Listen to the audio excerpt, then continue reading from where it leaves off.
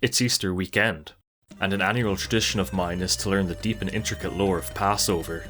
And as we all know, the light novel is never quite as fun or interesting to get through as the anime adaptation, so I normally chill with the Studio Nintendo version myself, because no other adaptation has stayed as true to the source material as the Super Mario Bros. Super Show.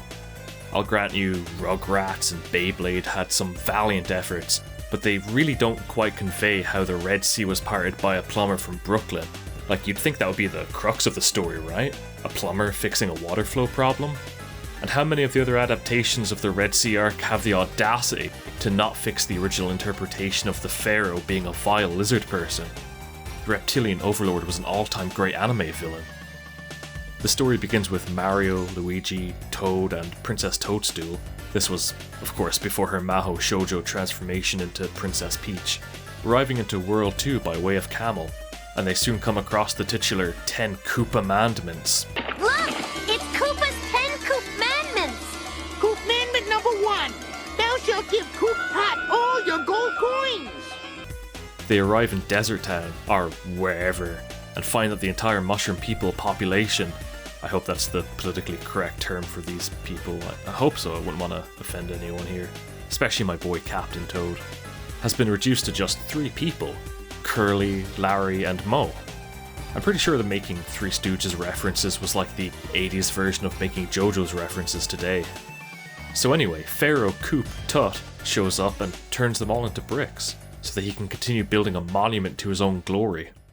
He also captures the main gang and tries to entomb them to death, but some wacky Scooby-Doo hijinks ensue when a mummified Goomba starts chasing them. We also get this classic line. I'm warning you, Koop Tut! Let my mushrooms go! Never! Good bricks are hard to find! I do have to point out the one major flaw in this episode though, the one thing that they truly did not adapt correctly from the source material, and unfortunately it does stick out like a sore thumb. They misspelt the word exit when they were translating the ancient Hebrew text on this sign. Everything else that occurred in this episode is 100% faithful to the original continuity though. Pharaoh Koop Tut finally finishes his Koopinks. Yup, that's definitely what that tourist attraction is known as. And falls asleep, which gives Mario ample opportunity to steal the magic wand cane thing. He then recites a magic spell that he just happens to know that undoes the brick transformation. Magic staff bring joy among us. Turn these bricks into fungus. Wait, what was that? Among us. Now these are Bible hymns I can get behind.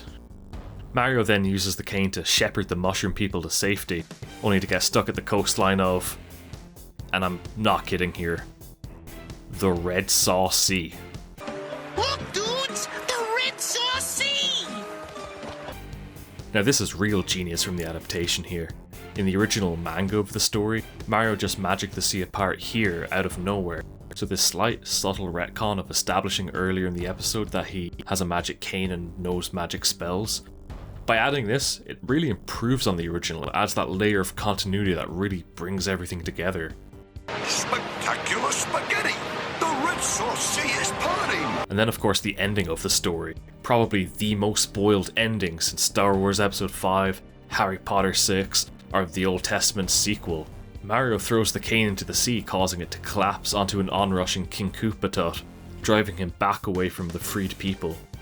Koop Tut gets lost in the sauce while Mario contemplates how to add 1 billion tons of pasta into the Red Sauce Sea to create the biggest plate of spaghetti known to mankind. And that's why this occasion is known as Pasta Over, and why everyone eats spaghetti bolognese this weekend. The more you know. Mamma mia! I've got it!